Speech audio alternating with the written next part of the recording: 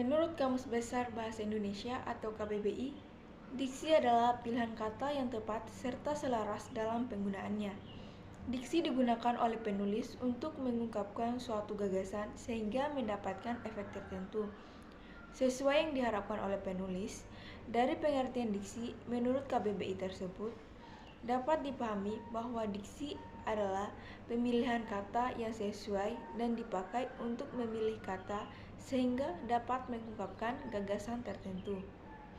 Dalam puisi, diksi digunakan oleh penyair untuk memperoleh makna tertentu, sehingga diksi tidak hanya pilihan kata saja, akan tetapi juga digunakan untuk menggambarkan suatu cerita dan bahkan memberi makna. Diksi juga meliputi ungkapan dan gaya bahasa. Hal inilah yang akan membantu lawan bicara maupun pembaca lebih mudah dalam memahami pesan yang berusaha Grametz sampaikan. Untuk mencapai tujuan dari penggunaan diksi inilah, maka penulis harus mampu memilih diksi yang tepat dan lazim. Diksi yang tidak dapat menyebabkan perbedaan pesan dan makna dalam tulisan. Menurut Gorecraft berpendapat bahwa diksi terbagi menjadi dua, yaitu pilihan kata atau tentang pengertian kata yang digunakan untuk menyampaikan suatu gagasan, pengungkapan yang tepat, serta gaya penyampaian yang lebih baik dan sesuai dengan situasi. Kedua, Kraft mendefinisikan diksi sebagai sebuah kemampuan untuk membedakan secara tepat nuansa makna dari gagasan yang disampaikan. Menurut Susilo Munsarudin, diksi adalah pilihan kata. Menurut Susilo Munsarudin, pemakaian atau pemilihan diksi yang benar, tepat, serta cermat dapat membantu penulis dalam memberi nilai pada suatu kata. Pilihan diksi yang sesuai dengan kata lain akan mencegah terjadinya kesalahan penafsiran atau penafsiran yang berbeda dari penulis ke pembaca. Menurut Widya Marta yang mendefinisikan diksi sebagai kemampuan seseorang untuk membedakan suatu nuansa makna dengan tepat sesuai dengan gagasan yang bisa disampaikan. Kemampuan seseorang dalam membedakan makna tersebut sesuai dengan situasi dan nilai rasa yang dimiliki oleh kelompok masyarakat dan pendengar maupun pembacanya.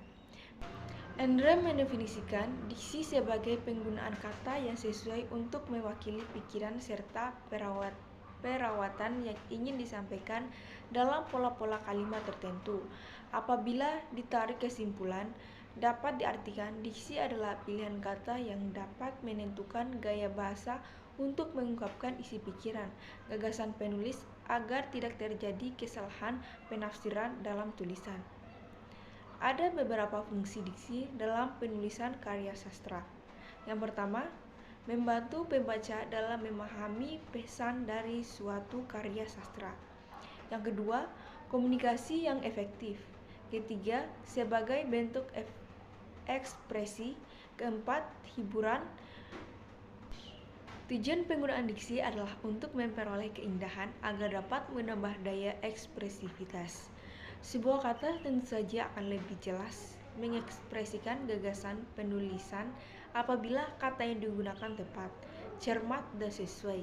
Diksi digunakan untuk menghaluskan kata atau kalimat agar terasa lebih indah. Secara umum, diksi dibagi menjadi dua jenis, yaitu diksi berdasarkan makna dan diksi berdasarkan leksikal. Pertama, diksi berdasarkan makna. Jenis diksi berdasarkan maknanya dibagi menjadi dua macam, yang meliputi makna konotatif dan makna denotatif. Menurut Char, perbedaan diksi berdasarkan pada makna konotatif dan denotatif sesuai pada ada atau tidaknya nilai rasa pada suatu kata. Secara singkat, denotatif bersifat umum sedangkan konotatif bersifat khusus. Diksi berdasarkan leksikal dibedakan menjadi 8 macam. Pertama, sinonim. Sinonim adalah dua kata atau lebih yang memiliki persamaan makna antara satu kata dengan lainnya. Kedua, antonim. Antonim merupakan kebalikan dari sinonim yang artinya adalah pemilihan kata atau diksi yang memiliki makna berbeda atau berlawanan. Ketiga, homonim. Homonim adalah pemilihan kata atau diksi yang memiliki ejaan atau pelafalan yang sama dengan suatu kata, akan tetapi memiliki arti yang berbeda. Keempat, homofon. Homofon merupakan pemilihan kata atau diksi yang memiliki makna dan ejaan berbeda, namun pelafalannya sama. Kelima, homograf. Homograf adalah pemilihan kata atau diksi yang memiliki pelafalan dan arti berbeda, namun memiliki ejaan yang sama. Keenam, polisemi. Polisemi merupakan diksi atau frasa yang memiliki lebih dari satu arti. Ketujuh, hipernim. Hipernim adalah diksi yang mewakili banyak kata lainnya atau mencangkup makna dari kata lain. Kedelapan, hiponim. Hiponim adalah diksi yang dapat terwakilkan oleh kata hipernim. Menurut buku Ekspresi Puisi, dijelaskan bahwa diksi memiliki ciri-ciri. Yang pertama, diksi digunakan sebagai pemilihan kata untuk mengungkapkan gagasan atau hal yang diamatkan oleh penulis. Kedua, dapat digunakan untuk membedakan nuansa makna dengan bentuk yang sesuai terhadap situasi, gagasan, serta nilai rasa pembaca. Yang ketiga, menggunakan perbendaharaan kata yang didapatkan oleh masyarakat. Bahasa yang digunakan dapat menggerakkan atau memberdayakan kekayaan menjadi suatu kata yang jelas. Kaidah makna dalam pemilihan kata mencangkup kepada persyaratan ketetapan pemilihan kata sebagai lambang, objek pengertian, atau konsep-konsep yang meliputi berbagai aspek. Jadi, makna adalah hubungan antara bentuk bahasa dan objek atau sesuatu yang diacunya. Ada dua jenis makna yang terpenting diantaranya adalah makna denotatif atau makna leksikal dan makna konotatif atau makna gramatikal. Pertama, kata yang denotatif dan kata yang konotatif. Kata denotatif atau bisa disebut makna leksikal adalah makna yang secara lepas tanpa kaitan dengan kata yang lain dalam sebuah struktur, atau kata denotatif berhubungan dengan konsep denotatif. Sedangkan kata yang konotatif berhubungan dengan konsep konotasi. Donotasi adalah konsep dasar yang didukung oleh kata, sedangkan nilai rasa atau gambaran tambahan yang ada di samping donotasi disebut konotasi. Yang kata denotatif mengandung makna yang sebenarnya, makna kata yang sesuai dengan konsepnya, sehingga disebut juga makna konseptual. Makna yang sesuai dengan makna kata dalam kamus atau makna leksikal.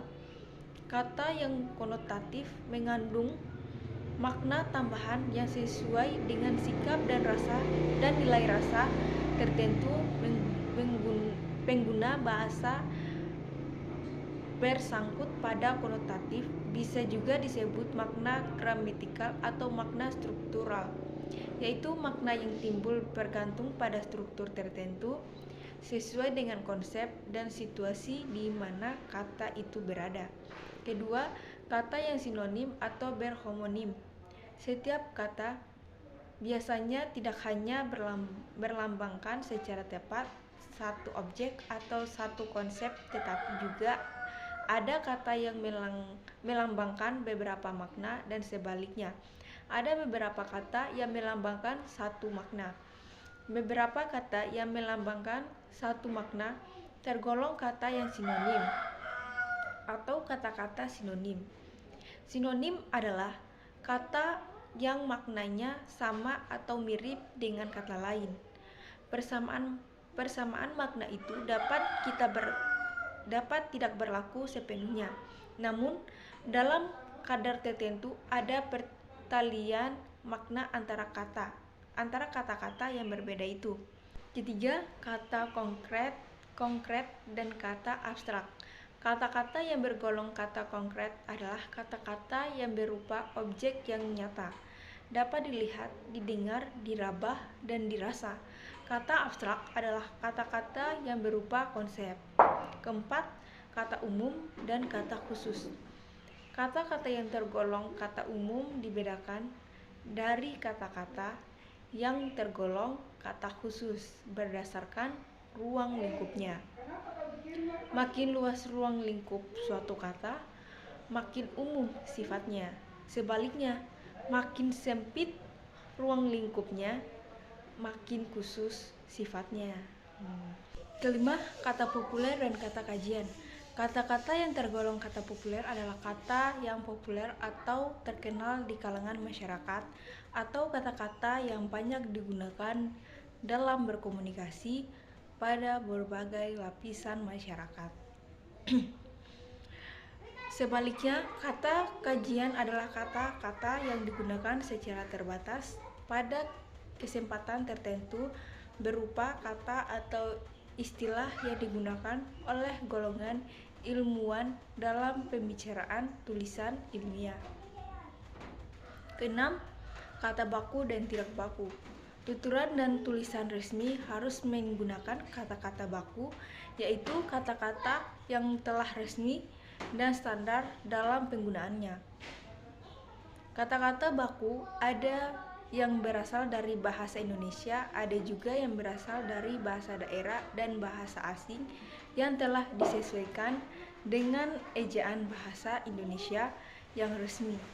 Sebaliknya, kata-kata tidak baku yaitu kata-kata yang belum terima secara resmi atau kata-kata yang tidak mengikuti kaidah yang berlaku dalam bahasa Indonesia.